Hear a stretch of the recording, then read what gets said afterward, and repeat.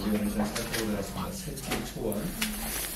철로역정 여러분들 교재를 보시겠습니다. 철로역정 본문에 대해서 한번 읽어드리겠습니다.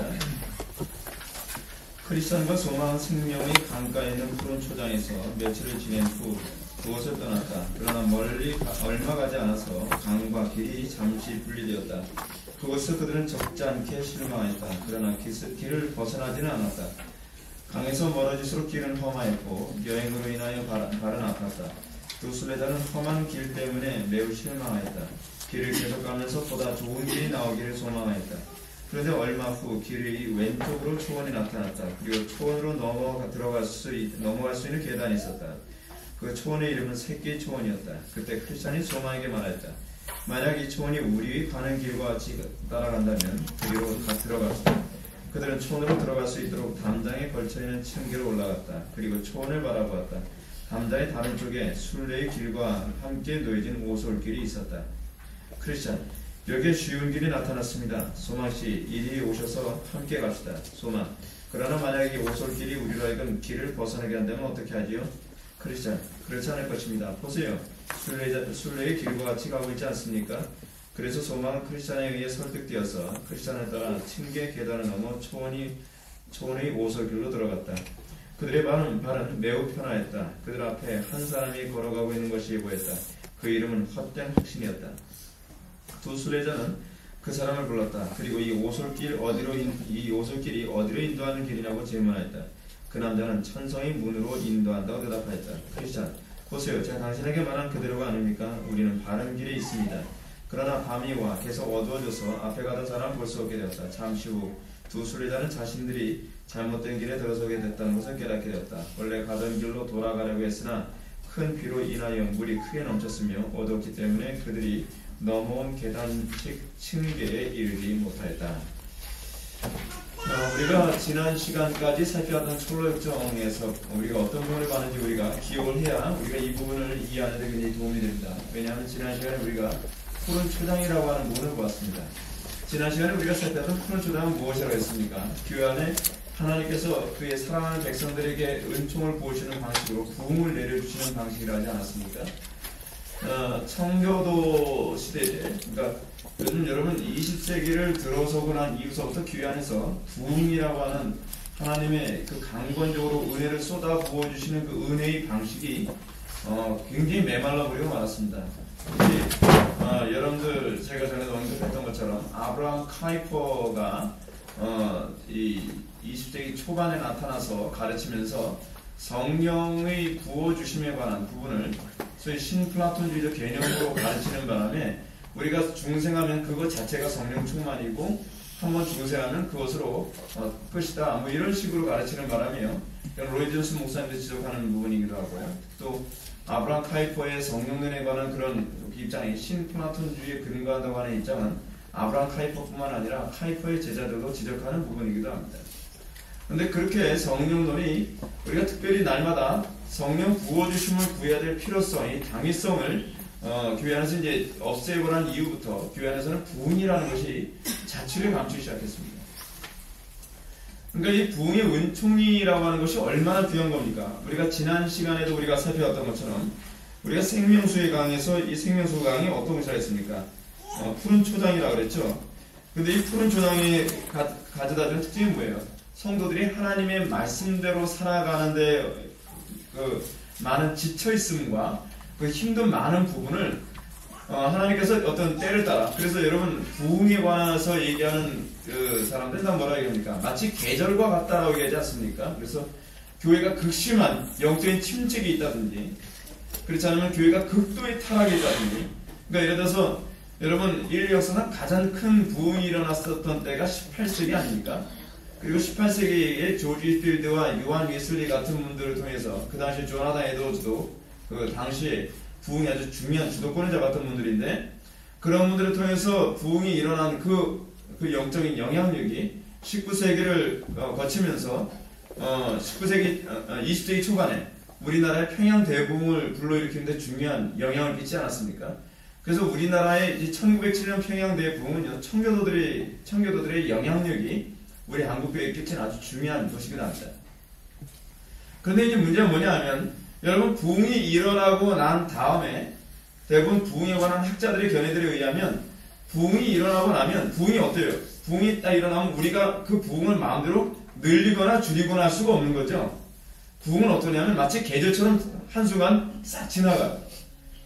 그러니까 조나단 에드워즈 당시에 부흥이 일어나서 그 부흥이 2년 정도밖에 못 갔다 그래요. 반면에 그러니까 이 부분은 우리가 좀 주목해 볼 필요성이 하나 있는 게 뭐냐면 유난히 기도를 많이 했던 사람들 같은 경우에는 유난히 기도를 많이 했다고 하는 사람들을 몇 명을 우리가 교회사에서 꼽는다고 한다면 조지 필드나 요한 웨슬리나 기롤라모 사보나롤라라든지 뭐 그런 사람들이 이제 교회사 안에서 유난히 기도를 많이 했던 사람들이죠. 근데 그 사람들은 그분들이 살아생전 내내 거의 다니면서 설교할 때마다 부흥의 영광이 나타났어요. 그러니까 여러분, 기도를 많이 하는 것과 부흥이 굉장히 밀접한 관련을 맺고 있다는 것은 분명한 사실입니다. 근데 이제 언제부턴가 우리 개혁교회 안에서, 개혁주의 교회 안에서는 기도를 많이 하는 풍토보다는 솔라 그라티아, 그러니까 오직 은혜, 그러니까 그리고 솔라 스크립투라, 오직 성경을 굉장히 많이 강조하다 보니까 말씀을 많이 가르치는 건 굉장히 좋은데 기도를 많이 하는 것에 관한 당위성을 이렇게 많이 강조하지 않으면서 교회가 좀 약간 냉래져가는 그런 현상이 좀 나타나지 않습니까? 그건 좀 굉장히 좀 심각한 문제입니다.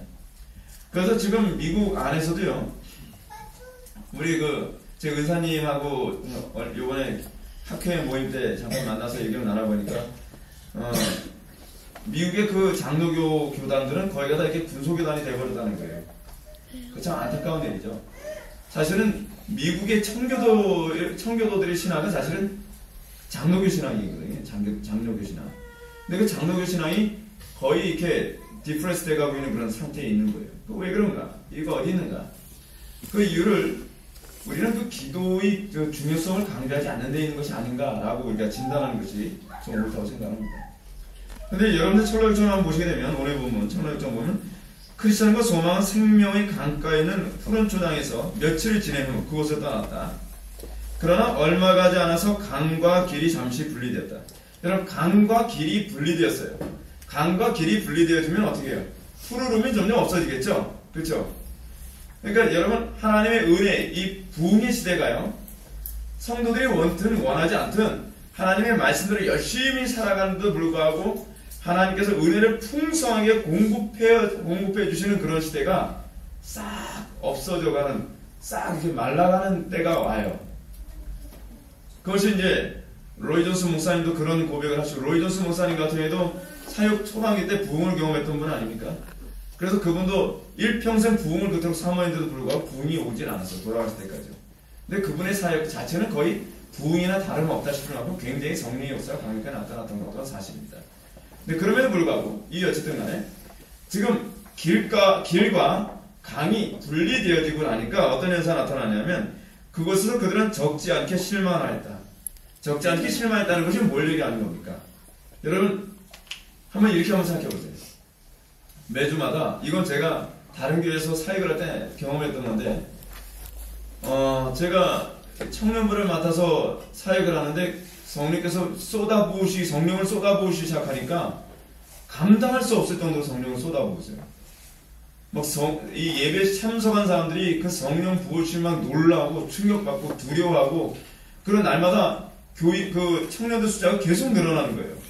여러분, 정말 목회하면 나지 않습니까? 힘들지도 않아요. 부흥기 때 나타난 특징 중에 하나가 뭐냐면 설교를 하는데 설교가 메마르지 않는다는 거예요. 그러니까 영감을 쥐어짜야지 영감이 나오는 것이 아니라 부흥기 때는요, 그냥 설교를 하려고 마음만 먹으면 성령께서 영감을 풍성하게 부어주시니까 설교 준비하는 것도 별로 어렵게 느껴지지가 않아요. 그러니 여러분, 설교자 입장에서나 성도들 입장에서 얼마나 좋습니까? 그들이 세상에 나가서 싸우면요, 하나님 말씀대로 막 사라지는 거예요. 아무리 저항이 거세도 뭐 세상을 이기는데 그렇게 힘겹다라는 느낌이 들지 않는 거예요. 근데 하나님께서 주권적으로 은혜를 싹 걷어가셔요. 그럼 어때요? 성도들 마음속에 적지 않은 실망감이 오죠. 왜요? 이전같이 그 뜨거움은 어디 가는가? 이전 같은 그 열정은 어디 가는가? 이전같이 성도들이 세상을 이기는 그 모습은 어디 가는가? 근데 참 여러분들은 부흥을 한 번도 본 적이 없어서 여러분은 이걸 잘 모르시겠지만 저 같은 경우는 제가 부흥을 3번을 제가 경험을 하면서 매번 느낀 게 뭐냐면 하나님께서 어느 날 주권적으로 부흥을 싹 걷어가시고 나면요 너무 힘들어요. 목회하는 사람들이 움직이질 않아요. 설교를 들어도 예전처럼 강력하게 반응을 하지 않아요. 힘들죠. 성도들도 신음소리를 내요.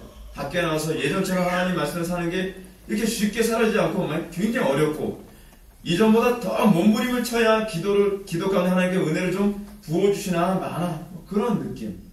굉장히 힘든 거죠. 굉장히 힘들어요. 그럼에도 불구하고 이 크리스찬과 믿음이 어떻게 나보시죠? 소망이 어떻게? 그러나 길을 벗어나지 않았다. 그럼에도 불구하고 길을 벗어나지 않았어요. 여러분 대부분 여기서 신앙과 신앙이 아닌 것이 대부분 구분이 됩니다. 제가 로이 존스 목사님이 부흥이라고 하는 책에서 어떤 얘기를 하냐면 부흥기 때는요 유사 그리스도인과 진짜 그리스도인의 구분이 거의 안 된대요. 근데 실제로 그래요. 왜냐하면 교회 전체가 완전히 불도가니처럼 원체 뜨겁고 성령께서 강력하게 역사하시니까 다들요 다 신자처럼 보여요. 다 열정적이에요. 여러분 교회 전체가 으쌰으쌰하고 교회 전체가 막 기도 많이 하고 교회 전체가 말씀 많이 보고 교회 전체가 막 헌신하고 막 충성한 그런 분위기 있으면 여러분 신앙 별로 없어도 따라오지 않습니까? 그 흐름이에요. 근데 하나님께서 의도적으로 은혜를 싹 걷어가시고 나니까 거기서 그때서부터 이제 진짜 가짜가 딱 드러나더라고요. 그러니까 교회 분위기가 으쌰으쌰하는 분위기가 아니라 좀 디프레스 되는 분위기가 좀 나오고 그 이제 힘들어하는 분위기고 그러니까 어떻게 하냐면 길을 자꾸 벗어나는 사람이 있어요. 길을 잡고요. 예전에는 야 이렇게 살아야 돼 그러면 아멘 다들 아멘 하면서 막 죽기 살기로 순종을 하고 어느 정도로 순종을 하냐면 수련회 앞두고서 기도회를 하자고 하는데 그 청년들 보고 기도회 좀 해라. 너희들이 뭐 월요일 날은 A팀, 화요일 날은 B팀, 목요일 날은 C팀 뭐 그렇게 너희들이 기도해라. 막 그랬더니 알아서 막 순종을 하는데요. 얼마나 막 불도저처럼 순종하는지 몰라요. 그때가 부흥기였거든요. 성령께서 강력하게 역사하실 때. 근데 어느 정도로 순종을 하냐면요. 그때가 월요일인가 화요일인가 그랬는데 그때가 2000년 여름이었는데 그 당시에 태풍이 굉장히 세게 불어닥친 적이 있었습니다. 그래서 막 간판이 날아가고 뭐 가로등이 막 꺾이고 그래서 어떤 노인이 막 간판에 맞아서 죽었다고 막 그 뉴스에도 막 나오고 막 그랬댔어요. 그때가 뭐 그런 상황이면 뭐 우산 뒤집어 쓰고 예배당에 기도하러 온다는 건 좀 터무니도 없는 거 아니겠습니까? 그렇다고 청년들이 자가용이 있는 것도 아니고요. 근데 제가 그 당시에 그 좀 장거리를 어디 갔다가 이제 돌아오는 길이었는데 아무래도 청년들이 기도회 하나 이제 궁금해가지고 제가 그 예배당으로 이제 차가 가길래 그 예배당 잠깐 들리자고 해서 예배당에 들렸어요. 그리고 청년들 기도 하나 갔더니 100% 당황해서 비가 흠뻑 다 맞아가지고요. 그렇다면서 청년들이 집이 다 가까운 게 아니었어요. 차를 타고 와야 되는 거리였어요, 다들요. 근데 청년들이 비 다 맞고 완전히 초인적인 그런 의지를 가지고 와서 기도회를 하고 있는 거예요. 기도하는데 은혜가 충만해요. 그때는요, 다 거듭난 것 같아요. 다 신앙인 것 같아요. 타협이라는 걸 몰라요.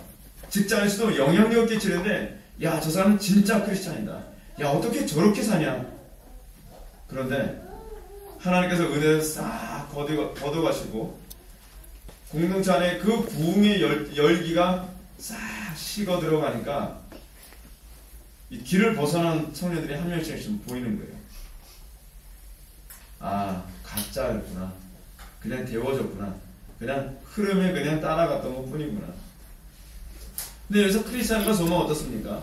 그 하나님의 은혜의 생수가 풍성하게 부어질 때나 부어지지 않을 때나 그 길을 벗어나진 않았다는 거예요. 여러분 신앙은 그래서 어떨 때 여러분의 신앙이 진짜냐 가짜냐가 드러나는지 아십니까?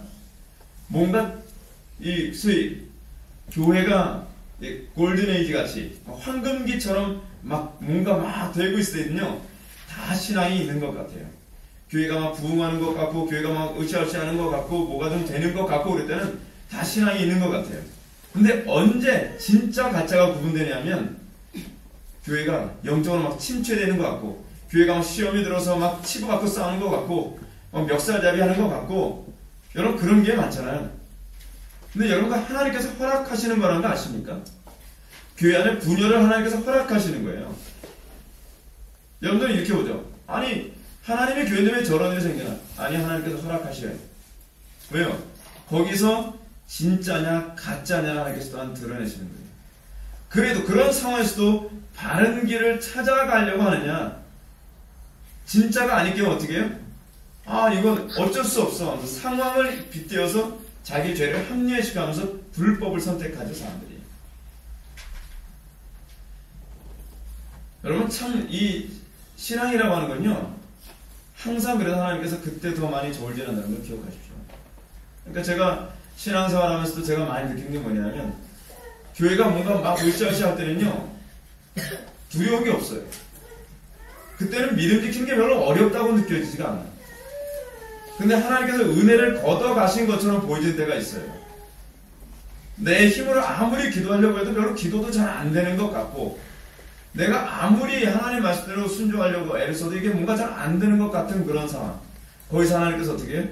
너 이런 상황에서 길을 벗어날래? 벗어나지 않을래? 라고 우리들에게 질문을 던지고 있는 때라고 생각하십시오. 그거 틀림없는 정답입니다. 지금 제가 보는 경기에서 오늘날 한국교회는요, 여건과 환경을 떠나서 실제로 믿음 없음이 곳곳에 자꾸 드러나요. 어려움이 생기니까 어때요? 자꾸 길을 벗어나지 않습니까? 그 신앙이 아닌 거예요. 신앙이 아닌 거예요. 여러분, 신앙생활하기 좋은 상황에서는 누구는 신앙생활 못합니까? 그렇지 않아요? 여러분, 뭐 신앙생활 한다고 해서 누가 박해도 안 해요? 여러분들 신앙생활 한다고 해서 오히려 주변에서 박수 쳐줘요? 아유, 예수 믿는 사람들은 다 좋더라. 그런 상황에서 누가 예수 못 믿겠냐 말이에요. 근데 어떨 때 정말 신앙이 필요해요? 저항이 있을 때 신앙이 필요한 거 아닙니까? 고난이 있을 때 신앙이 필요한 거 아니에요? 그때 진짜 가짜가 구분되는 거죠. 고난과 어려움과 장애가 극도의 상황이 있음에도 불구하고 길을 벗어나지 않을 때 그걸 신앙이라고 얘기해요. 그걸 신앙이라고 얘기해요. 근데 참 감사하게 이 두 사람은 그 길을 벗어나지 않았습니다. 근데 이제 이런 거죠. 강에서 멀어질수록 길은 험하였고 여행으로 인하여 발은 아팠다라고 얘기합니다. 뭘 얘기하는 거죠? 하나님의 말씀대로 살아가는 그 올바른 순례길을 걸어가는 것이 어떻게 해요? 되게 고되게 느껴지는 거예요. 근데 여러분, 소위 첫사랑 신앙 때라는 거 있죠? 처음에 은혜 받았을 때. 처음에 은혜 받았을 때는요, 고된 거 몰라요. 아무리 어려움이 있어도요, 그냥 마냥 기쁘고 마냥 즐겁고 마냥 감사한 거예요. 내가 매일 기쁘게 순례길 행함은 주의 팔이 나를 안보하며, 뭐 그 찬송이 막 나오는 거죠. 뭐. 아무리 어려움이 나해도 그냥 그것도 감사한 거예요. 그것도 기쁜 거예요. 근데 그것만 신앙이 아니에요. 그래서 오히려 어린아이 때 신앙이에요. 오히려 하나님께서 그런 시기를 싹 걷어가시면서 옛날에 안 느껴지던 그 길을 걸어가는데 발이 아프게 느껴지고 고되게 느껴지고 험하게 느껴져서 이 감사가 이게 잘 안 나오는, 그죠? 아, 이게 옛날처럼 이게 감사가 왜 안 되지? 옛날처럼 이렇게 뜨겁게 헌신이 잘 안 되지? 왜 옛날처럼 이렇게 안 될까? 그죠? 근데 그때 이제 진짜인지 가짜인지가 이제 드러나기 시작한다 그랬죠. 그래서 두 순례자는 험한 길 때문에 매우 실망하였다라고 합니다. 길을 계속 가면서 보다 좋은 길이 나오길 소망하죠. 이게 사실은 오늘 이 부분이 우리에게 얘기해주는 아주 중요한 메시지가 얼마나 많은지 모릅니다. 그러니까 여러분, 처음에 은혜 딱 받았을 때, 첫사랑의 은혜의 감격에 빠졌을 때, 그때는 아무리 헌신하고, 여러분 그때 헌신할 때 어때요? 아무리 헌금을 많이 해도 돈 아까운 줄 모르고요, 아무리 몸이 부서져라 헌신해도 내 몸 아낄 줄 몰라요. 여러분 아마 그거 겪어본 사람도 좀 있을 겁니다. 정말요, 죽는지 사는지 모르게 하나님께 헌신을 해요. 이게 소위 개인에게 부어진 부흥이거든요. 개인에게 부어진 부흥. 근데 어떤 분은 그런 어떤 체험을 한 뭐 3년 정도 했다는 사람들이 있고, 어떤 사람은 뭐 길게 5년 했다는데, 저 같은 경우는 좀 길게 했어요. 저 같은 경우는 거의 한 7년에서 한 10년 정도. 사실은 꽤 오래 한 케이스입니다. 저 같은 경우는요. 근데 제가 지금 생각해보면 그래요. 그때 어떻게 그렇게 헌신했을까? 정말 목숨 내걸고 뭐 헌신하고 희생하는데도 불구하고요. 야, 그 힘든지 모르겠더라고요. 그 자체 그때 어떻게 이렇게 초인적인 정신력을 가지고 이렇게 신앙생활을 했는가 그런 생각이 들어요. 근데 그런 하나님께서 그런 강권적으로 은혜를 부어주신 것을 싹 걷어가시고 나니까 수리자는 험한 길을 걸어가면 걸어가서 실망스러운 거죠. 왜 실망스러워요? 왜 그때 같은 생수를 부어주지 않느냐는 거죠. 왜 그때 같은 은혜를 부어주지 않습니까? 그래서 가끔가다 저한테 이렇게 전화하시는 분들이 있습니다. 그 지방에서요. 어떤 전화를 이제 어떤 분들이 전화하시냐면, 목사님 제가 과거에요 정말 은혜처럼 굉장히 뜨겁게 했고요. 굉장히 제가 열정적 헌신도 많이 하고요. 전도도 정말 많이 하고 그랬는데 그게 싹 다 없어졌어요. 옛날 같지가 않아요. 라고 하는 막 안타까움을 호소하는 분들이 있어요. 근데 그게 우리만 있는 것이 아니라 청교도들도 그런 케이스가 있었던 거예요. 그래서 청교도 그 버니오는 그런 자기 자신의 신앙의 체험을 여기에 고스란히 그대로 우리들에게 또 보여주고 있다는 것이 우리한테 또 위로가 되지 않습니까? 아, 나만 그런 게 아니구나. 그들도 그런 때가 있었구나. 근데 그들은 어떻게 이걸 해결했는가? 그걸 우리들에게 번연히 조언해주고 있는 것이죠. 그래서 제가 여러분한테 그런 말씀드리죠. 요즘에 우리 지체들 가운데 유난히 은혜체험 좀 뜨겁게 하는 지체들 있으면 제가 그런 얘기 많이 합니다. 지금 은혜체험할 때 할 수 있는 한 더 많이 기도해라. 그 은혜를 더욱더 풍성히 누릴 수 있도록 애써라. 왜냐하면 이거는 지금만 누릴 수 있는 때거든요. 지금만. 그러니까 예를 들어서 그렇잖아요. 두 남녀가 허니문합니다. 결혼해서 좀 마냥 좋은 그때. 그거는요. 그때만이에요. 그때만. 결혼하고 나서 3년, 5년 지나고 나면 그런 때는 다시 돌아오지 않아요. 그러니까 허니문은요. 다시 반복되는 게 아니에요. 근데 허니문이 반복되지 않는다고 해서 아쉬워할 건 없어요. 왜냐하면 여러분 결혼 생활을 여러분 생각해 보시죠. 저는 어떻게 보면 그래요.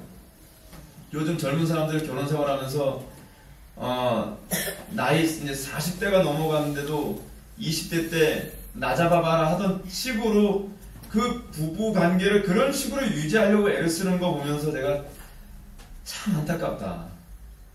결혼 생활은 그렇게 되질 않거든요.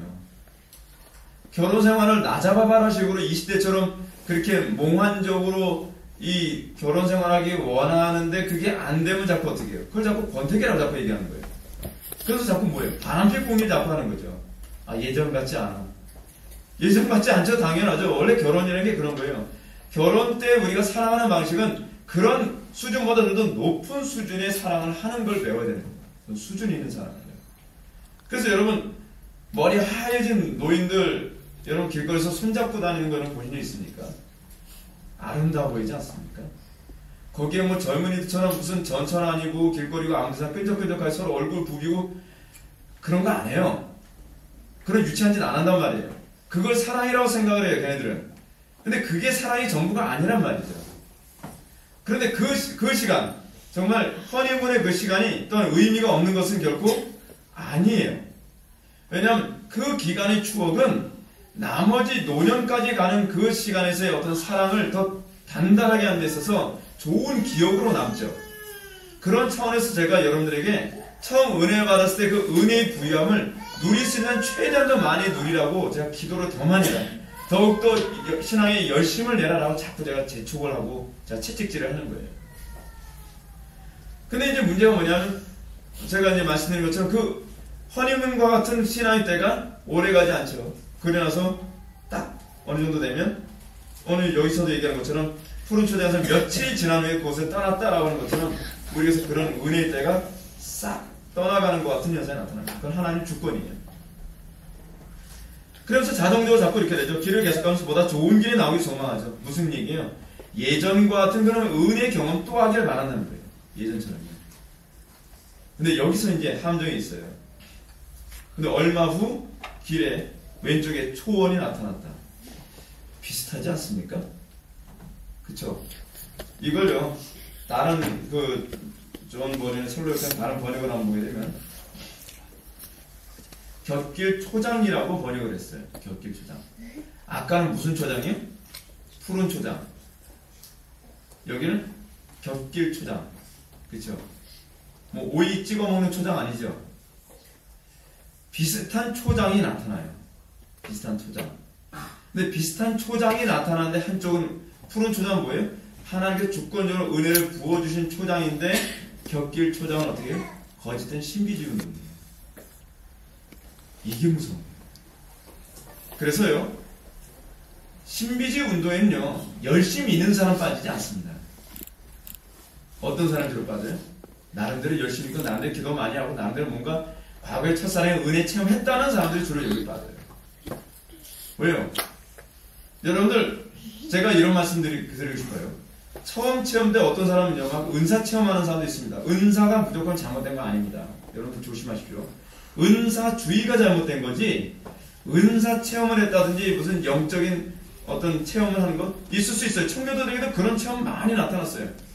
오히려 존 오웬 같은 경우에는 은사가 없으면 교회는 움직일 수 없다고 얘기해요. 근데 문제는 뭐냐면 은사에 여러분들이 올인하면 그때부터 망가지기 시작한다는 거예요. 그걸 조심해야 돼요. 그게 전부인 것처럼 생각합니다. 지금 푸른 초장을 여러분 건너고 나면 어떤 현상이 나타나 있습니까? 푸른 초장의 인상이 강해요? 약해요? 너무 강하죠? 그럼 어떻게 해요?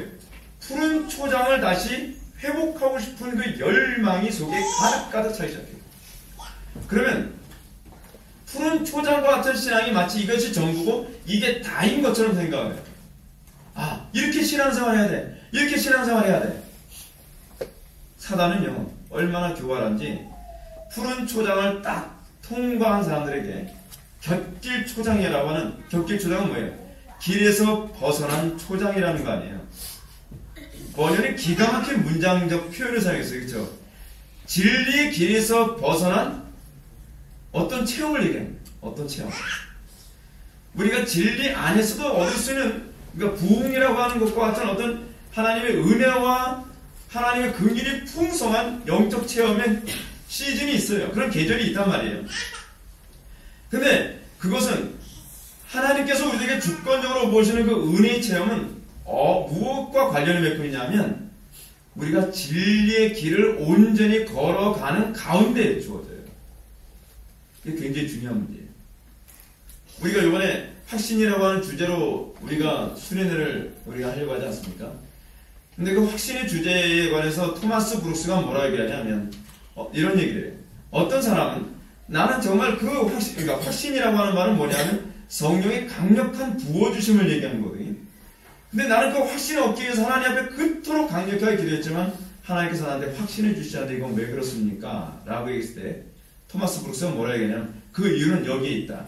그것은 그 사람에 있어서 의의 길을 걸어가기 위해 기도하는 데 초점을 맞춘 것이 아니라 확신 자체가 자기 신앙의 목적이 됐기 때문이다. 그렇게 되면 확신도 주어지지 않고 진리의 길에서도 사람 벗어나요. 그래서 브룩스가 얘기합니다. 우리가 하나님의 은혜 부유한 이 확신이라고 하는 또는 성령의 위로라고 하는 또는 푸른 초장과 같은 이 은혜가 부어지는 방식은 우리가 어찌하든지 진리의 길에서 살기를 열망하며 하나님 앞에 은혜를 구할 때 하나님께서 주권적으로 부어주시는 것이다 라는 거예요. 정확하게 표현. 정확한 여러분들 신앙생활에 있어서 푸른 초장이 신앙의 목표가 되면 안 됩니다. 많은 은사주의에 빠진 사람들, 근데 이 은사주의에 빠진 사람들이 애석하게도 거듭난 사람들 중에서도 은사주의에 빠진 사람들이 많아요. 제가 보니까 그런 사람들이 많이 있어요. 거듭나지 않은 사람들만 있는 게 아니에요. 근데 거듭난 사람과 거듭나지 않은 사람의 차이가 뭐냐면 거듭난 사람들은 은사주의 안에 있으면서 굉장한 혼란에 빠져요. 우리가 뒤에서 이제 보게 돼. 오늘 본문 뒤에서 나온 얘기가 그 얘기예요. 근데 거듭나지 않은 사람들은 심리적 체험이 자기의 목적이기 때문에 혼란스러워하지 않아요. 자기에게 체험이 있으면 그 자체만으로 옳으냐 그러냐 관심이 없죠. 그러니까 그런 사람들의 특징이 뭡니까? 그런 은사 체험 잘못된 것이다. 그런 거 잘못된 거다. 뭐 이거 잘못된 거다 그러면 왜 내 체험 잘못됐다 얘기하냐? 굉장히 불쾌하게 생각하고 기분 나쁘게 생각해요. 신사도운동 여러분 잘못된 겁니까? 잘된 겁니까? 잘못된 거거든요. 근데 신사도운동이 자기의 어떤 엑스타시, 여러분 엑스타시는 사실은 영에 속한 영역이 아니라 우리 육신의 욕망 중에 하나가 엑스타시거든요. 근데 신사도운동 참여하면서 엑스타시를 많이 경험해서 마냥 좋은데 왜 기분 좋게 신앙생활하는데 거기다 왜 재뿌리 나는 식으로 이제 얘기를 하는 거죠. 근데 여러분 신앙생활에서는요, 체험이 우선순위가 아니에요. 여러분 잊지 마십시오.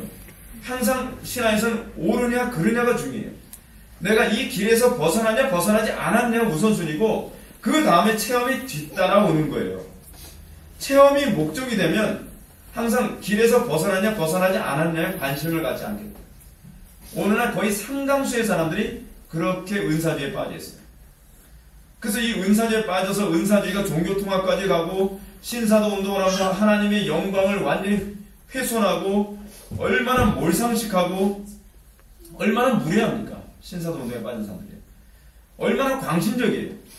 근데 사람들이 광신적이다라고 하는 것 때문에 이상하게 생각하지 않는 이유, 그리고 그 신사도 운동이나 은사주의에 빠진 사람들의 문제가 뭐냐면 가정이 다 파탄나 버려요. 인간관계가 되질 않아요. 상식적인 인간 교제가 안 돼요. 그러면 뭔가 그 사람이 진리 안에 있는 사람이고, 그리고 그 사람이 항상 이 올바른 길로 항상 바른 길로 걸어가기 원하는 사람이라고 한다면 뭐 하게 돼 있어요? 점검하게 되어 있죠. 아, 내가 지금 뭔가 잘못 들어섰나 보다. 내가 잘못 들어섰나 보다 라고 생각을 해야 될 텐데, 그런 사람은 거의 점검을 안 해요. 그래서 여러분, 유사 그리스도인의 특징이 뭐라 했죠? 점검 안 하는 게 유사 그리스도인들이 전형이라고 했죠. 점검 안 하는 거.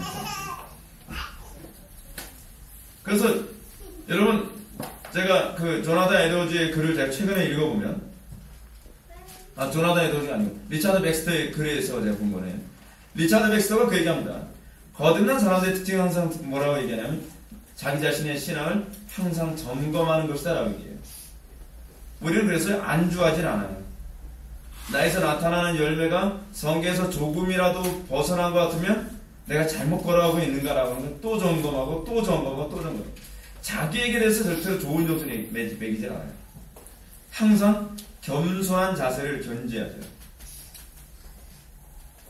그 사람이, 자, 이 크리스찬과 소망이 초원으로 이제 넘어갈 수 있는 계단을 맡아야 됩니다. 그리고 그 초원의 이름은 새끼 초원이라고 해요. 새끼 초장, 초장이라고 하는 게 더 좋을 것 같아요. 새끼리라고 하는 얘기는 어때요? 크게 벗어난 건 아니죠. 살짝 벗어난 거예요. 그러다 보니까 그때 크리스찬의 소망이가 말하죠. 만약 이 초원이, 그러니까 초장이 우리 가는 길과 같이 따라간다면 그리로 들어갑시다. 이게 무슨 얘기죠? 그러니까 여러분 교회 안에서 이제 이런 회사, 트레스티아스 같은 거, 그냥 알파 같은 거 보이면 막 신비주의 막 무슨 체험 많이 하잖아요. 뭐 금가루도 날린다 그러죠. 뭐 이빨이 뭐 금리빨이 된다 그러죠. 그리고 뭐 병고침 받는다고 하죠. 그리고 무슨 기사와 이적이 자꾸 나타난다 그러죠. 그럼 여러분 이것에요, 믿는 사람들이라고, 거듭난 사람이라고 미혹이 안 되는 게 아니에요. 거듭난 사람도요, 이게 진리에서 크게 벗어나지 않는다고 한다면, 조금 벗어난 건데, 요것도 우리가 옛날에 과거에 첫사랑 은혜 받았을 때 했던 건 좀 비슷하잖아? 하면서 그쪽에 발을 들여놓기 시작합니다. 얼마나 교활합니까? 여러분 신앙생활 하면서 여러분들 정말 조심해야 되는 게 뭐냐면요, 사단은 이렇게 호락호락한 놈이 아니에요. 우리를 미혹하기 위해서 할 수만 있다면, 여러분 이 개념이 어디서 나옵니까? 악한 말 사단은 마지막 때도요, 할 수만 있다면 그의 택하신 백성들까지도 미혹하려 한다. 미혹하는 방식이 다양합니다. 거짓된 교리로만 미혹을 하는 것이 아니라 거짓된 체험들을 가지고서도 미혹을 해요. 그 체험이 어때요? 비슷한 체험입니다. 사단이 어떻게 나타나요? 광명의 천사로 나타나요. 사단은요, 항상 우리를 미혹하기 위해서 굉장히 신사적이고 굉장히 점잖고 그리고 굉장히 선한 모습으로 나타난다는 것을 조심해야 돼요. 여러분, 강단에서 맨날 헛소리하고 맨날 욕하고 맨날 부도덕하다 하면 여러분들도 얼마든지 분별 다 하겠죠. 저 사람이 잘못된 목회자구나, 다른 목회자구나, 얼마든지 분별하겠죠. 근데 여러분, 광명의 천사를 가장한 거짓 선자들은 교회에서 항상 어떻게 나타납니까? 점잖고 인테리어하고, 그렇게 이제 마스크도 상당히 괜찮아요. 잘생기고 점잖고 신사적이죠. 근데 거기서 대부분 다 넘어가는 거예요. 대부분 사람들이, 여러분 메시지를 듣는 것보다 사람들 첫인상이라든가 말투에 대부분 많이 미혹되거든요. 근데 여러분, 사실은 그걸 통해서 여러분들이 진리에 진짜 관심이 있어서 교회에 나오는 것인지, 어떤 사람은 목사님이 좋아서 교회에 열심히 출석한다는 사람인지, 이거 좀 문제 많은 거예요. 궁극적으로 여러분들이 교회에 열심히 출석하는 이유는 무조건 우선순위는 말씀이어야 돼요. 진리 때문에, 진리. 그 다음에 목회자에 대한 좋은 인상 때문에 나는 건 크게 문제가 있잖아요. 왜요? 사도 바울이 그랬잖아요. 말씀을 잘 가르치는 장로는 어떻게 하라고요? 배나도 존경할 줄 알아. 그게 나쁜 건 아니에요. 어차피 메신저를 통해서 메시지를 받는 거니까요. 메신저에 대한 신뢰감이 없으면 메시지를 받을 수가 없는 건 사실이에요. 근데 문제가 뭐냐, 이게 또 순서가 바뀌어가지고요, 메시지에 대한 관심보다는 이 메신저가 원체 뭐 한 마스크하고, 그리고 원체 말주변 좋고, 그래서 그거에 인간적으로 매료돼서 그것 때문에 교회에 열심히 봉사하고 열심히 헌신한다. 이거 문제가 많은 거죠. 이런 사람들의 특징이 있죠. 목사님이 좀 알아주면 교회에서 뭐 엄청나게 열심히 헌신하는데, 목사님이 좀 지나가다가 칭찬해주면 깜빡 잊고서 그냥 지나가 버렸어요. 그럼 갑자기 안 보이는 거예요. 요즘 그 K집사회 잘 안 보이는데, 그러면 뭐라는 뭐 아무 얘기 없는데 그냥 갑자기 어느 날 표정이 좀 안 좋던데요. 그런 이제 혼란스러운 거죠. 왜 안 좋은 걸까? 이유가 뭘까? 그러다가 전화 한 통화라도 해주고, 요즘 뭐 힘든 일 있냐 그러면서 위로 한마디 해주면 그 다음 또 갑자기 열심히. 근데 실제로 제가 사역을 하면서 어떤 그 청년부 어떤 자매한테 그런 얘기도 들은 적이 있어요. 자기의 영적 에너지는요, 전도사님이 칭찬해줄 때 영적 에너지가 있대요. 그 소리 딱 들었을 때 게임 아웃. 그건 아닌데. 그렇죠? 그러니까 여러분, 이게 상당히 좀 우리가 좀 조심해야 될 부분입니다. 여러분, 지금 웃으면서 들을지 모르지만 은연 중에 여러분 속에 그런 게 있을 수 있어요. 그래서 하나님께서 어떤 걸 주세요? 서운한 사건을 주시는 거예요. 교회 안에 여러분, 서운한 일이 안 생기는 게 교회가 아닙니다. 서운한 일이 자꾸 생겨요. 근데 왜 서운한 일이 자꾸 생기죠? 저울질하지 하는 게 들춰내시는 거예요. 너 뭐 때문에 열심히 교회 다니는 거야? 너 뭐 때문에 신앙생활 하는 거야? 그래서 말을 이렇게 하죠. 아니, 저는 진리 때문이에요. 근데 기분이 나쁘면 어떻게 해요? 이런 얘기를. 아니, 진리 때문이라면서 왜 기분이 나빠? 그래, 이러는 거죠. 아니, 진리 때문인 건 사실인데요. 그래도 칭찬 한번 해주면 좋잖아요. 이제 그런 얘기가 나오는 거예요. 아니, 칭찬 안 해줘도 열심히 해야죠. 왜 그것 가지고 굴곡이 생겨요? 자기는 부정하지만 실제로는 그랬던 거예요. 하나님께서 이제 그런 식으로 자꾸 이제 들춰내시는 것이죠. 다시 새끼 초원 얘기 돌아갑시다.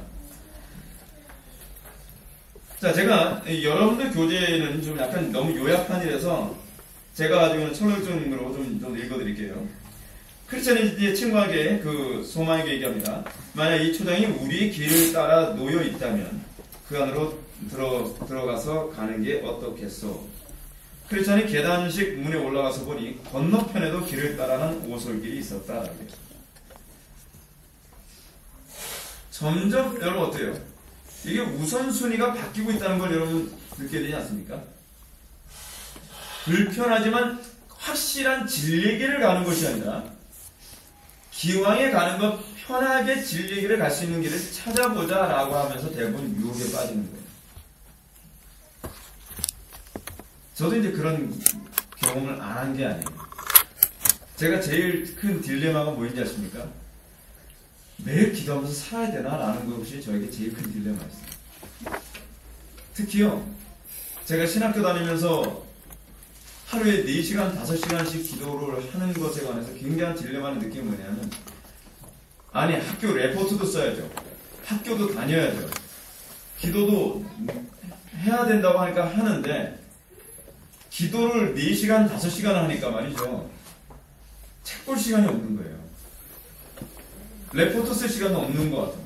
이건 사실 제 생각이었어요. 그래서 제가 이제 그런 생각을 하는 거죠. 기도를 짧게 하면서 굵게 하는 방법이 있지 않을까? 이제 그런 생각을 많이 했습니다. 그러면서 제가 새길 초원을 찾아다니고 있었다는 걸 제가 나중에 알게 됐죠. 근데 그 새길 초원을 찾아다니게 되고 또한 합력과 선을 이루신 것 또한 사실인데, 그래서 제가 천주교의 영성가통까지 제가 다 섭렵하게 된 거예요. 좀 쉬운 방법이 있을 거다. 이렇게 고달프게 사는 방법이 꼭 정답만은 아닐 거다. 왜냐면 제가 아직 청교도들에 대해서 제가 좀 어두웠으니까, 그 당시에. 그래서 관상기도도 배워보기도 하고 제가 안 해본 게 아니에요. 제가 이것도 해보고 저것도 해보고 정말 별거 다 해봤어요. 그러다가 저도 이 거인 한번 만났다가 고생 즉사드리겠습니다. 이 다음 주에 우리가 보기엔 거인이잖아요. 절망의 거인. 절망의 거인 무자비합니다, 여러분. 근데 다음 주에 우리가 좀 나눠야 될 얘기니까 그때 얘기하겠지만. 그래서 우리가 정말 그러니까 신앙생활을 FM이 무슨 얘기인지 알죠? 정석대로 신앙생활을 하려 하지 않고 요령으로 신앙생활을 하려고 하면서 점점 어떻게 해요? 진리에서 벗어나는 경험을 하는 거예요. 제가 이거 진작에 알았으면 저는 돌아다니지 않았을 거예요. 근데 여러분 중요한 건 이 얘기 좀 합시다. 여기 하고 있을 때가 이 얘기를 계속 해야 될 것 같아요. 뭐냐면 기도의 양을 여러분 줄인다고 해서 더 많이 다른 일을 하는 거 아닙니다. 그리고 기도의 양을 늘린다고 해서 할 일을 못하는 건 절대로 아닙니다. 이건 여러분 오해하지 마십시오. 여러분 마틴 루터가 뭐라 얘기했죠? 내가 하루에 2시간 이상 기도를 하지 않으면 나의 하루는 누구한테 뺏긴다? 사단에게 다 빼앗기고 말 것이다. 그리고 또 마틴 루터가 뭐라 얘기했죠? 내가 오늘 너무 바쁘기 때문에 나는 오늘 하루에 4시간 이상은 기도해야 된다. 여러분 바쁜 사람이 4시간을 기도하면 여러분 4시간이 적은 시간 같죠? 하루에 24시간에서 잠자는 시간 빼고 직장 생활하고 뭐하고 하고서 4시간 기도하면요 시간 쓸 게 없습니다. 근데 제가 경험한 게 하나 있어요. 제가 하루에 4시간 5시간을 내리 기도를 했더니 엄청나게 많은 일을 하고 있다는 걸 제가 알았어요. 집중력이라는 게 생겨요. 그 기간은요 짧은 시간에 엄청나게 많은 책을 읽을 수 있는 어떤 집중력도 있고요. 어떤 일을 할 때도 설교를 준비할 때도요 기도를 적게 할 때보다 훨씬 더 빨리 설교를 준비하게 되는 것을 제가 계속 경험을 했어요. 짜투리 시간을 다 활용할 수 있는 능력을 하나님께 주시더라고요. 그래서 마틴 루터가 그 얘기한 거예요. 내가 바쁘기 때문에 기도를 더 많이 한다. 이건요 신비예요. 이거는 경험해보지 않은 사람은요 논리적으로 이해가 안 되는 얘기예요. 근데 사실은 그게 사실이에요. 그걸 경험해본 사람들은 정말 이 경건의 능력을 경험해본 사람들은 다 동의하는 얘기일 겁니다. 자, 이 어쨌든 새끼초원으로 다시 돌아갑시다. 새끼초원의 특징이 뭐냐면 진리에서 크게 벗어나지 않으면서 우리에게 마치 부흥기 때 같은 어떤 은혜 체험을 주는 것 같다는 거예요. 그러면서 어떻게 해요? 교회를 점점 진리에서 벗어나요. 오늘날 전세계 종교통합운동이 뭐로 지금 종교통합운동이 일어나고 있는지 여러분 아시죠? 신비주의 운동으로 종교통합운동이 지금 일어나고 있습니다. 성경에서 빗나간 거예요. 하나님의 음성을 듣는 법, 찰스 스탠리 같은 사람의 그런 책, 그 잘못된 책들입니다. 그렇잖아요. 무슨 이상한 그 신비적 체험, 여러 가지 막 굉장히 많이 나오죠. 근데 그러면서 어떻게 해요? 점점점 진리에서 다 벗어납니다. 다 벗어납니다. 그래서 크리스천이 이렇게 얘기합니다. 먼저 소마 얘기해. 이 길이 만약 우리를 바른 길에서 벗어나게 하면 어떻게 하지요? 라고 얘기하니까 크리스천이 말합니다. 그럴 것 같진 않아요. 보세요. 이 길이 본래 길을 따라 뻗어 있지 않습니까? 라고 얘기해요. 본래 길이라고 하는 이 표현은 무슨 표현이냐면 정통신앙 또는 정통교리를 얘기하는 거예요. 여러분 요즘 이 시대가요 얼마나 신앙을 지키기 어려운 때인지 아십니까? 사단이 교활해가지고 정통 노선에서 크게 벗어나지 않은 것처럼 여러분들을 미혹하고 있어요. 이건요 신학을 전공했다고 하는 목회자들도 아리까리할 때가 굉장히 많아요. 저 어떻게 보면 저거 이단인 것 같고 어떻게 보면 아닌 것 같고 그 문제를 계속 연구하고 분석을 해야 아니라는 걸 알게 되거든요. 근데 문제는 뭐냐면 한국의 교인들이 교만해요. 어떻게 교만하냐? 배운 만큼 배웠다는 거죠. 자기네들도 다 대부분 전문대 이상은 다 졸업하지 않습니까? 요즘요. 그러니까 나도 배운 만큼 배웠는데 내가 분별 못하겠냐? 내가 보니까 옳은 것 같은데 저 목사님 왜 저거 틀렸다고 얘기하냐? 근데 자꾸 이걸 고집부리는 이유가 하나 있어요. 뭐냐면 첫 번째는 교만이고요. 또 하나는 뭐냐면 자기가 그걸 좋아하니까 그래요. 진리보다 그걸 더 좋아하니까 잘못됐다고 귀담아 듣질 않는 거예요. 스트레스되어서 잘못됐다고 아무리 얘기해도요. 하는 교회는 계속해요. 알파 잘못됐다고 아무리 얘기해도 하는 교회는 계속해요. 어떻게 얘기하는지 알아요? 아주 위험한 요소는 좀 뺐다는 거예요. 속 터지죠. 그런 얘기할 때마다. 큐티 운동 같은 거, 어떤 그런 잘못된 신비주의 운동 같은 거, 뭐 비냐드라든지 뭐 이런 여러 가지 신비주의 운동들. 그럼 이제 자꾸 얘기하는 거죠. 성경에서 크게 벗어나지 않은 요소들을 자꾸 얘기하는 거예요. 요즘에 여러분 트레스티아스 잘못했다고 얘기하면 뭐라 얘기하십니까? 목사님 요즘엔요 트레스티아스 할 때도 성경책 다 가지고 들어가고요. 거기도 다 설교하는 시간이 있고요. 뭐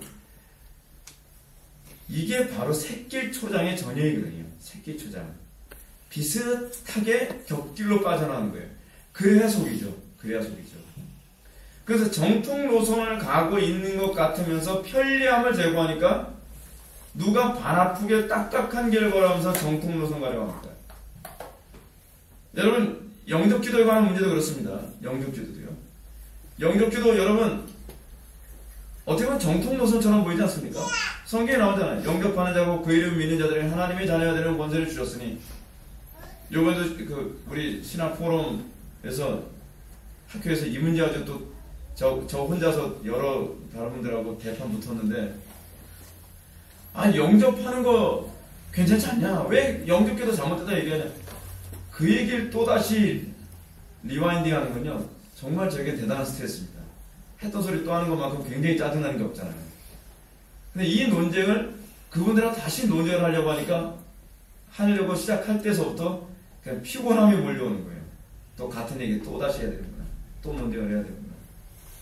의외로 이 영접기도가 비성경주의고 괜히 알미니안주의적이라는 것조차도 잘 모르는 학자들도 꽤 많더라고요. 다시 그 얘기도 합니다. 다시. 왜요? 너무 정통 노선 같으니까. 정통 노선 같으니까. 근데 어때요? 푸른 초장 같아요. 정통 노선은 어떻게 해야지 영접한다 그러죠? 영접기도로 영접을 해? 회개해야죠. 자기를 부인해야죠. 십자가 져야죠. 그게 믿음이라고 얘기하죠. 돌짝밭같이 발이 부르트도록 아프게 그 길을 걸어가야만 영접이 된다고 얘기를 하니까 이걸 사람들이 잘 받아들이기 싫어하는 거예요. 회중들에게 자 영접기도 합시다. 하나님 나는 죄인입니다. 하나님 나는 죄인입니다. 따라서 하십시오. 하게 되면 그렇게 해서 영접기도 하고서 예수님 영접시키면 얼마나 편리한데 왜 이런 걸 잘못했다 얘기하냐. 새길초장의 전형입니다. 새길초장. 그래서 여러분 이 신앙생활이라는 게 점점 어려운 게 뭐냐면 사단은 끊임없이 정통 노선 한쪽 발은 정통 노선에 있는 것처럼 얘기하면서 또는 한쪽 발은요 푸른 초장을 밟고서 가도록 하게 만드는 교리를 끊임없이 만들어냅니다. 그럼 여러분 어떻게 하겠어요? 여러분은 돌짝밭을 걸어가면서 정통 노선을 걸어가는 쪽을 선택하겠습니까? 아니면 푸른 초장같이 평평하고 뽀송뽀송한 그 잔디밭을 밟고 다니면서 정통 노선을 걸어간다고 여러분 생각하는 쪽을 선택하겠습니까? 당연히 후자죠. 그래서 나오는 것 중 하나 뭔지 알아요? 이거는 이 새길초장의 또 다른 이제 접근 방식인데 그건 뭐냐면 우리 개혁주의 노선의 모습이기도 해요. 굳이 자기 부인하고 십자가 지고 뼈골 빠지게 기도 생활하지 말고 교리만 열심히 공부하자. 교리만 열심히 공부하자. 얼마나 푸른 초장입니까? 정통 교리를 배우는 건데요. 그렇지 않아요? 그리고 그렇다고 자기 부인을 요구하는 거 아니에요? 그리고 지적인 즐거움도 채워줘요. 우리는 이 지적인 즐거움을 채우는 만족감이라는 게 있거든요. 이 타락한 본성 중에 하나가 거기에도 있어요. 근데 그것이 또 다른 푸른 초장이에요. 그래서 어떻게 해요? 교조주의로 가죠. 교조주의. 얼마나 많은 함정이 우리 주변에 도사리고 있는지 몰라요. 왜요? 부흥기 때 나타나는 것 중에 하나는 뭐예요? 체험만 있는 게 아니잖아요. 바른 교리 운동도 있었잖아요. 부흥기 한쪽 면은 바른 교리고 한쪽 면은 영적 체험이거든요. 근데 이 영적 체험 쪽으로만 가게 되면 신비주의라고 하는 푸른 초장으로 인도하고 또 바른 교리에만을 추구하게 되면 교조주의라는 쪽으로 푸른 초장으로 또 우리를 인도해서 오류에 빠지게 만들죠. 양쪽 다 위험합니다. 양쪽 다 위험합니다. 그러면서 볼까요? 이 사람들이 한참 가다 보니까 누구를 만나냐면 이때 앞을 바라본 그들은 한 사람이 자기들처럼 그 길을 가고 있는 것을 보았다. 그 사람의 이름은 뭘까요? 헛된 확신입니다. 헛된 확신. 여러분들 교재로는요, 밑에서 한 뭐 7번째 줄 정도 될 것 같네요. 그들 앞에 한 사람이 걸어가고 있는 것이 보였다. 그의 이름은 헛된 확신이었다. 여러분들이 푸른 초장이라고 하는 샛길 초장을 여러분들이 걸어갈 때, 여러분들이 더 혼란스럽게 만드는 사람들이 바로 이런 사람들. 근데 이제 문제가 뭐냐면, 샛길 초장을 여러분들이 걸어갈 때, 여러분들이 적어도 성령으로 거듭난 존재라고 하면요, 항상 이런 현상이 나타납니다. 내가 약간 벗어난 것 때문에 우리의 신앙의 양심이 굉장한 이 찔림을 받게 되거든요. 거듭난 사람들은요. 그랬을 때, 이쪽으로 가는 게 옳은 걸까? 저쪽 좀 고통스러운 저쪽으로 가야 되는 거 아닌가라고 하는 갈등을 그 속에서 안 하는 게 아니에요. 표현이에요. 근데 문제가 뭐냐면, 우리가 신뢰할 만한, 그리고 상당수의 사람들이 샛길 초장을 확신을 가지고 걸어가게 될 때, 우리가 어떻게 돼요? 거기서 안도감을 느끼게 되는 것이죠. 여러분, 제가 언젠가 무덤파이 작전이라는 책 얘기를 하면서 제가 그런 말씀 드렸죠. 그 무덤파이 작전, 그 책이 나중에 타라에서 나오지 않았습니까? 근데 그 책에 쓴 프리메이슨인지 뭔지 그 비밀 조직들이 서로 주고받은 문서에 그런 얘기 있잖아요. 교회를 뭐라고 얘기한다? 교회를 왜 무너뜨려야 된다 이게? 교회는 믿음의 지지기반이니까. 우리가 옳은 길을 걸어가고 있다라고 하는 것에 대해서 확신을 주는 게 누가 확신을 주냐면, 같은 신앙의 길을 걸어가는 다른 지체들이 내가 믿음의 길을 걸어가면서 고난을 당하는 그때에도 버텨낼 수 있는 버팀목이 된다는 거예요. 여러분들이 신앙생활 하면서 나름대로 하나님 말씀대로 진리의 길 걸어간다고 하는데, 여러분들 주변에 아무도 그렇게 걸어가는 사람 없으면 어떻게 해요? 계속 흔들리죠? 내가 굳이 이렇게 신앙생활 해야 되나? 나 혼자 너무 외보수적으로 신앙생활 하는 거 아니야? 이렇게 되기 쉬워요. 그래서 그 프리메이슨 같은 그런 조직들은 뭐라 했냐면, 이런 믿음의 지지기반을 끊어놔야 끝까지 인내하지 못하게 만들 수 있다는 것이죠. 근데 이 믿음의 지지기반은요, 오류 쪽에서도 굉장히 강력한 힘을 발휘해요. 샛길 초장을 걸어가는 내가 과연 바르게 걸어가는 건가 어떤 건가 하는데, 여러분 생각해 보십시오. 한 교회에 한 5만 명 되는 교인들이 다 그 길을 너무나 확신을 가지고 그 길을 걸어가고 있어요. 그럼 여러분들은 확신 갖지 안 갖겠습니까? 내가 잘못된 게 걷는 거 아니야? 나만 그런 것도 아니에요. 특히 우리나라 사람도 군중심리 강하잖아요. 우리나라 사람들은 어떻게 보면 좀 이렇게 어렸을 때부터 학교 교육 자체가 개성적으로 사고하는 훈련을 키우지 않고 다수가 우르르 다니는 그 상황, 그런 교육을 많이 받다 보니까요, 남들이 때로 움직이면 그쪽으로 가야 안전하다고 생각해요. 군대도 그런 게 있어요. 줄을 잘 서야 된다 그러잖아요. 줄 잘 서야 되는데 어떻게 줄 잘 서요? 누가 어느 쪽으로 더 많이 갔나 그걸 보는 거예요. 눈치로. 저쪽 사람들이 많이 몰린다 그러면 저쪽에 확신해가지고 그쪽으로 들어가는 거예요. 그러다 죽습니다, 여러분. 신앙은요, 주로 옳은 사람들이 다수가 아니라 소수예요. 그래서 성경에서 주로 많이 얘기하는 게 뭐죠? 남은 자 사상 아닙니까? 남은 자 사상. 남은 자가 뭐예요? 항상 이스라엘 백성들이 극도로 다 타락해서 다 오류에 빠지는데, 그 중에서 극히 소수, 남은 자. 엘리야는 어떤 신드롬을 가지고 있었어요? 바알에게 무릎 꿇지 않고 고개 숙이지 않은 자는 나 하나밖에 없는 거 아니냐라고 하는 딜레마에 빠질 정도로 남은 자 사상은 굉장한 이 딜레마를 많이 갖게 만듭니다. 순례길이 그래요, 순례길 자체가. 그런 상황에서 어떻게 해요? 헛되는 확신에 빠지는 사람을 만나게 되면 여러분들의 오류로 가는 그 길은 아무리 거듭난 사람이라 한다 할지라도 거기에 또 완전히 빠져버리게 되죠. 그래서 헛된 확신하고 어떤 대화를 나눠봅시다. 그 헛된 확신이 있었는데 크리스천은 그를 불러 그 길이 어디로 통하느냐고 물었다. 그러자 그 남자는 어떻게 해요? 천성문으로 인도한다고 확신 있게 대답하는 거죠. 확신 있게. 그러니까 제가 사실 참 안타까웠던 것 중에 하나는 뭐냐면, 저는 사형리나 전도 폭발, 그렇지 않은 영적 기도가 지극히 비성경적이라는 어떤 그 혐의를 느꼈거든요.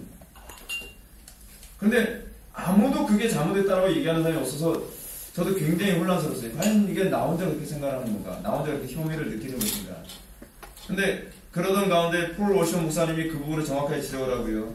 또 이 책의 저자인 김홍만 목사님도 그 부분을 정확하게 지적을 하고, 또 개혁주의 설교연구원의 그 서창원 목사님 같은 분도 정확하게 다 그 부분 지적하면서 믿음의 지지 기반을 얻게 되지 않습니까?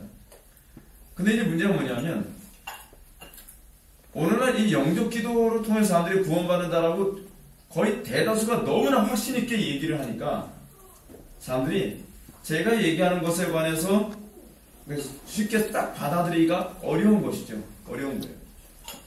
이 헛된 확신 같은 사람들이 주로 그런 케이스입니다. 자, 근데 뭐냐면 헛된 확신이 어떻게 되나 보시죠. 여러분들 교재는 그런 얘기가 안 나오는데, 헛된 확신은 혼자 앞으로 나아가다가 자기 앞에 있는 길을 보지 못하고 깊은 웅덩이에 빠져버리는데, 이 웅덩이는 그 땅의 주인이 괜히 잘난치 않은 바보들을 잡기 위해 파놓은 것이다. 여기에. 여러분, 교회 안에서 헛된 확신을 가지고 있는 사람들 조심하십시오. 너무나 자기 신 안에서 헛된 확신을 가지고 다른 사람 조언하는 것도 굉장히 조심하십시오. 우리가 항상 다른 사람을 조언하는 데에서도 항상 조심해야 될 뿐만 아니라, 그리고 우리가 다른 사람의 조언을 듣는데도 조심해야만 합니다. 천성길에 가는 가운데 수많은 거짓된 헛된 확신을 가지고 다른 사람들을 조언하는 사람들이 너무 많습니다. 제가 언젠가 여러분한테 그런 말씀 드렸죠. 그 기독교 극동방송이에요. 극동방송에서 어떤 여자 성도님이 전화 상담을 하는 거예요. 그래서 어떤 목사님이 상담을 받습니다. 제가 집안에 이런 어려움이 있습니다. 목사님이 이 어려움 어떻게 해결해야 될지 모르겠습니다. 그러니까 그 목사님이 정말 확신을 가지고, 근데 헛된 확신이죠. 확신을 가지고 이렇게 조언해 주는 거예요. 자매님 그 어려운 사정 들어보니까 정말 가슴이 아프군요. 제가 정말 제가 도움을 드릴 수 있는 게 하나 있습니다. 주기도문을 500번만 외워보세요. 저는 한 300번 외웠는데 소원 성취가 되더라고요. 우리 교회 성도 중에 어떤 분은 한 600번 외웠는데 소원 성취된 분도 있거든요. 그래서 500번 안 되면 1000번 정도 하십시오. 반드시 됩니다.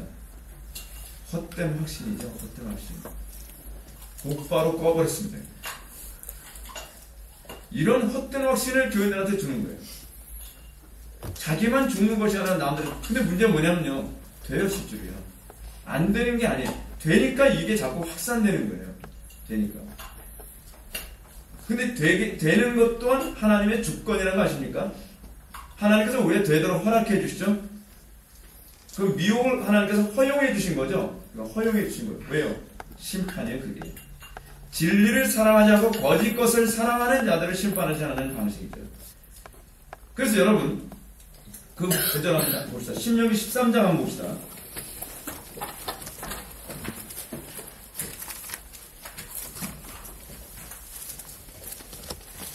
신명기 13장 1절이에요.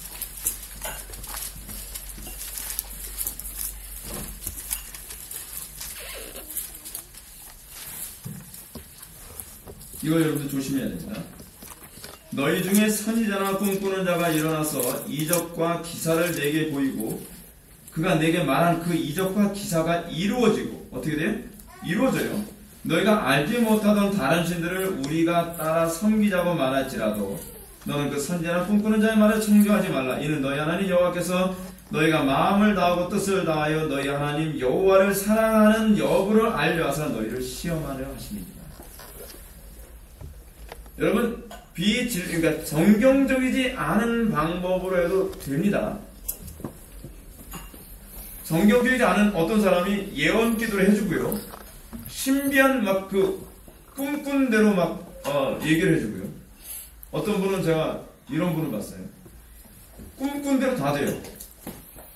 그러니까 이분이 이래요. 권사님 저 궁금한 게 있어서 왔는데요. 상담하러 왔는데요. 뭔데요? 좀 얘기 좀 알겠습니다. 한숨 자고 얘기해 드릴게요. 꿈꾼 거 가지고서 얘기해 주겠다는 거예요. 꿈꾼 거 가지고. 근데 돼요. 그럼 어떻게 진짜 미혹이 되죠. 거기서 조심해요. 하나님께서 뭐 하시는 거예요? 시험하는 거예요. 시험. 무슨 시험이요? 문제는 그렇게 꿈꾸는 거 가지고서 얘기해 주는 것으로 말미암아 어떻게 해요? 그들이 너희가 알지 못하는 다른 신, 다시 하면 어떤 신이에요? 미신이죠. 미신. 그렇죠. 우상 숭배. 그렇죠. 돈, 명예, 성공을 숭배하도록 만든다고 한다면 어떻게 해요? 청교하지 말아야죠. 여러분, 무당도요, 점쳐서 맞습니다. 안 맞으면 문 닫습니다. 맞으니까 이 무당들이 자꾸 무당들한테 점 치러 오는 거예요. 근데 그걸 왜 하나님께서 맞도록 허용해 주시느냐? 심판하시기 위해서.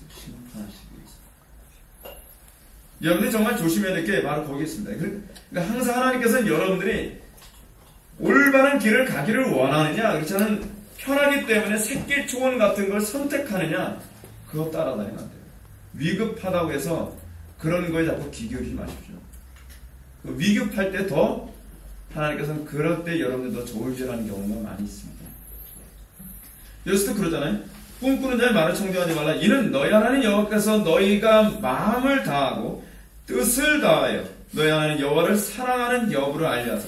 마음을 다하고 뜻을 다하여 여호와 하나님을 사랑하는 사람은 어때요? 손해를 보더라도 그것 따라가지 않죠. 손해를 보더라도 어디? 진리만을 따라서 가죠. 그게 여러분들이 마음을 다하고 뜻을 다하는 문제예요.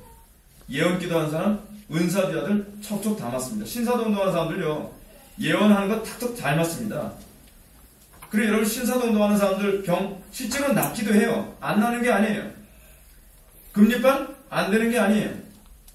황금가루 만든 건지 어떤지 모르는데 뭐 생겨나 봐요, 실제로요. 근데 중요한 건 뭐예요? 그들로 하나님께 또는 진리에 더 헌신하게 만드는 것이 아니라 어떻게 만들어요? 우상을 숭배하게 만들잖아요. 그럼 그걸 따라가면 어떻게 해요? 그 사람은 하나님을 사랑하지 않는다는 것이 입증되는 거죠. 오늘은 한국계 교인들의 문제가 거기 있어요. 한국계 교인들 굉장히 실용적입니다. 그래서 비성경계다라고 하는 걸 조목조목 쭉 얘기해줘도 꼭 이런 식으로 얘기해요. 목사님, 그래도요, 누가 병 고침 받던데요. 그러면 이런 얘기하는 거죠. 아니, 지금 내가 이제껏 한 소리 귀로 들었나 코로 들었나. 성경적이지 않다는 얘기를 하는데 왜 병났다는 얘기를 해요? 그럼 병났으면 비진리를 자기 믿겠다는 거 아니에요? 그래도 예언이 맞던데요? 아니, 안 맞는다 그랬어요, 성경이? 예언 맞는 경우도 있게 된다 그러잖아요. 근데 중요한 게 뭐예요?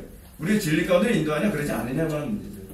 그래서 조나단 에드워즈가 성령의 역사 분별법이라고 하는 책에서 뭐라 얘기하냐면, 성령의 역사 가운데서 우리가 이성적으로 판단했을 때 어떻게 보면 좀 상식적이지 않은 체험이 나타날 수 있다는 거예요.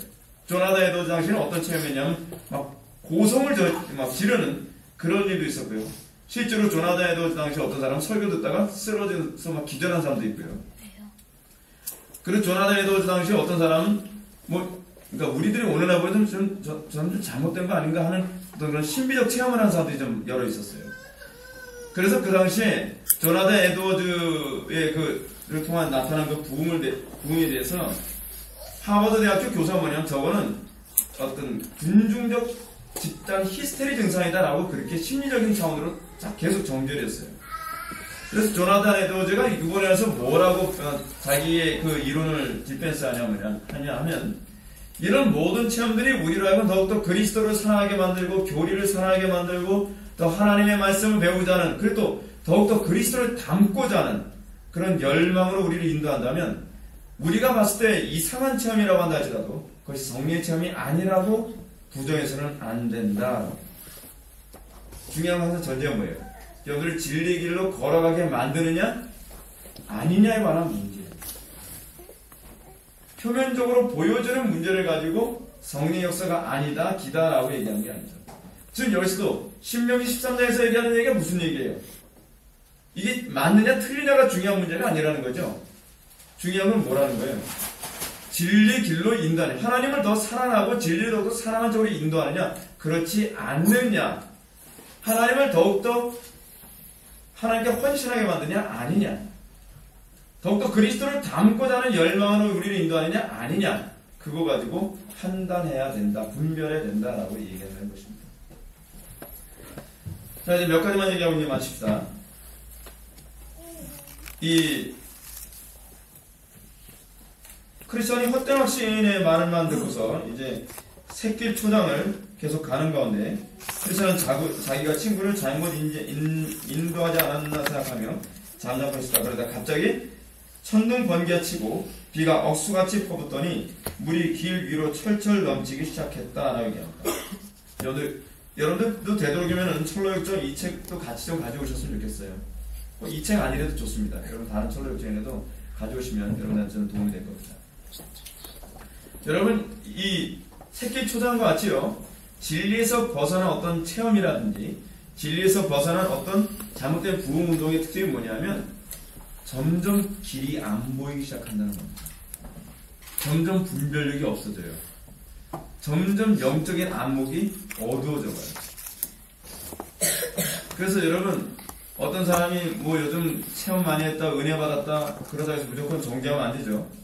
우리나라에서는 요즘에 이 신비주의 운동, 이 은사주의 운동 때문에 하도 질려가지고 어떤 사람이 갑자기 열정적으로 신앙생활하면 저 사람 뭐 이단에 빠졌나봐, 뭐 좀 잘못했나봐. 그처럼 무식한 소리가 없습니다. 여러분 성경에 나오는 인물들만큼 열정적인 사람이 어디 있었습니까? 칼빈이 얘기하는 참된 믿음에서 나타나는 어떤 그 증상 중에 하나, 증상이 있는데 그 세 가지를 얘기하는데 그 중에 하나가 뭐냐 아십니까? 열정이에요. 열정이 없으면 그 신앙은 가짜다라고 얘기해요.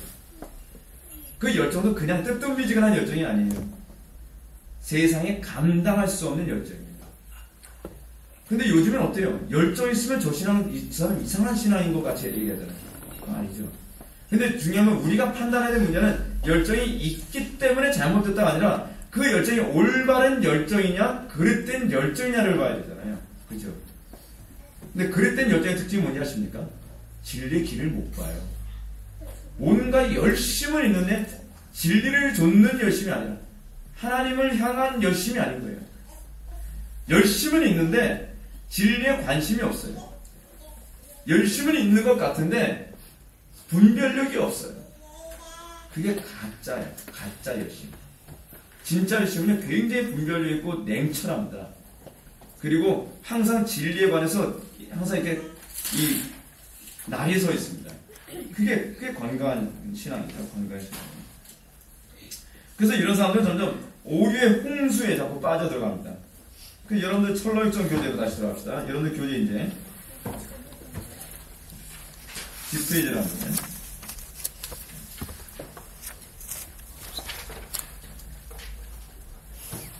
262페이지 밑에 하나, 둘, 셋, 넷, 다섯, 여섯, 일곱, 여덟, 아홉, 10번째 줄부터 보시겠습니다. 돌아가는 길은 두 사람에게 고통스러운 것이었지만 이것을 통해 죄의 결과가 지독하다는 것을 깨닫고 죄를 더욱 미워하는 기회가 되었다라고 얘기합니다. 이 사람들에게 지금 어떤 현상이 나타났냐면 어디선가 음성이 들렸습니다. 음성이 들리면서 뭐라 하냐면 오류로부터 돌아오라 라고 하는 음성이 어디선가 들리는 장면이 나왔다. 이게 성령의 음성이죠. 성령께서 깨우쳐 주시는 것이죠. 그래서 이 사람들이 돌아가려고 하는데 돌아가는 게 쉽지가 않아요. 여러분들 그래서요 처음에 은혜 신앙생활 잘 하는 것 같다가 우리 교회에 와서 신앙생활하면서 저가 힘들어진 사람들 많이 있죠. 왜 그런지 아시죠?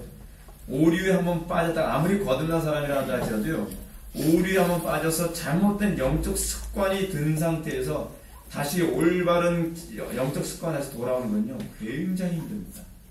굉장히 힘들어요. 왠지 아시죠? 뽀송뽀송한 초장 같은 것만 밟고 다니는데 익숙해져 있다가 다시 자갈밭 같은 걸 밟는 쪽으로 다시 오려면 어떻게 돼요? 힘들죠. 그 마치 뭐하고 똑같냐면 여러분 아프리카 원주민들 보게 되면 발바닥이 완전히 공발바닥 같다 하지 않습니까? 맨발로 잡고 다녀서요. 그런 사람들은 자갈밭 같은 거 맨발로 다니는 거 별로 힘들지 않죠. 근데 우리나라 사람들 같이 프로스펙스다, 나이키다, 아디다스다 그런 바닥에 쿠션 탕탕하게 들어있는 거 그거 신고서 바닥에 굳은 살 하나도 없는 상태에서요. 맨발 생활 다시 하라 그러면요 못합니다. 이게 꼭 그런 것 같아요. 우리 교회 여러분 아예 새신자가 훨씬 적응이 편한 이유가 뭐냐면 새신자들은 원래 그렇게 하는 건가 보나 마치 갓 태어난 아이가 원래 그렇게 걷는 건가 보구나 하면서 그냥 그렇게 적응해 가는 것처럼 쉬운데 기존의 다른 교회에서 이 샛길 초장 같은 데서 편리하게 잔디밭처럼 뽀송뽀송한 거 밟고 살던 이것처럼 나이키 같은 신발 신고서 살다가 우리 교회 오니까 어떻게 해요? 맨발로 다시 순례길 걸어가라고만 합니다. 자갈밭 그리고 날선 돌멩이도 있고 그런 걸 일일이 밟고 가면서 순례길 가야 합니다 하니까 적응하기가 힘든 거예요. 꼭 그렇게 하면 진리의 길 가는가. 그 3장서 다시 어떻게 돼요? 새끼 초장 다시 가죠. 하나님의 은혜가 부어지지 않으니. 사랑하는 성도 여러분, 우리가 오늘날 이 시대를 살아가면서 신앙생활 편한 거 너무 찾아다니지 마십시오. 또한 과거에 내가 가졌던 어떤 신비들고 은혜로웠던 추억의 그 체험, 물론 그것을 하나님께서 반복해서 주실 수도 있습니다. 왜냐하면 부흥의 반복성이라는 게 있거든요. 그런데 우리가 항상 염두에 둬야 되는 건 거기에 초점이 맞춰지면 안 돼요. 우리가 항상 초점을 맞추는 건 진리예요, 진리. 진리 안에서 우리가 걸어가고 있다는 것 그 자체로 만족해야지, 진리 안에서 걸어가고 있는데 과거 같은 체험이 없다? 그러니까 난 신앙이 잘못된 거 아닌가? 그렇게 생각하면 안 돼요. 모든 것의 판단의 잣대는 내가 진리에서 벗어나지 않는 거예요. 그 진리는 뭐예요? 사도들의 가르침이죠. 사도들의 정통 가르침. 우리가 개혁신앙이 그거 아닙니까? 근데 그 길로 가면 어때요? 어떤 고난 다시 생기셨습니다. 안 보이던 자갈밭 다시 밟아야 되고, 이전에 내가 그토록 힘들었던 그 힘들고 피곤하고 고달픈 그 걸음을 다시 걸어야 합니다. 그러나 그 길을 걸어가는 것만큼 안전한 길은 없습니다. 또 그 길을 걸어가는 자들에게 때를 따라 보시는 은혜가 반드시 약속되는 것을 믿으시기 바랍니다. 하나님께서는 그들을 절대로 놔두지 않습니다. 그러나 새끼초장에 빠진 사람들은요, 하나님의 은혜하고는 아무 관계가 없습니다. 고난도 없고 편리하고 모든 게 뽀송뽀송한 것 같을지 모르지만 그 영혼은 점점 황폐해져가고 어느 날 갑자기 하나님의 진노가 그에게 떨어지는 걸 경험하게 될 것입니다. 그러나 우리가 아골골짝 빈들 같은 데를 맨발로 계속 걸어가는 것 같을지라도 우리가 진리의 길에서 벗어나지 않으려고 한다면 때가 참에 하나님께서 부으신 놀라운 은혜와 구원의 은총이 여러분들 삶을 주관하게 될 것을 믿으시기 바랍니다. 기도하시겠습니다. 사랑이 많으신 하나님 아버지, 우리가 이 시대를 살아가면서 우리가 항상 바른 길에서 벗어나지 않고자 하는 이 일념을 우리가 놓치지 않게 하여 주옵소서. 우리를 미혹하는 교묘한 수많은 미혹들이 있습니다. 악한 마귀 사단은 우리로 하여금 정통 노선같이 보여주면서 편안한 길이 있다고 우리를 미혹할 때가 얼마나 많은지 모릅니다. 우리가 그런 것에 미혹되지 않게 하여 주시고, 우리가 우직하게 묵묵하게 우리가 바른 길만 걸어갈 수 있는 믿음과 영적 통찰력과 분별력 허락하여 주옵소서. 예수님의 거룩하신 이름으로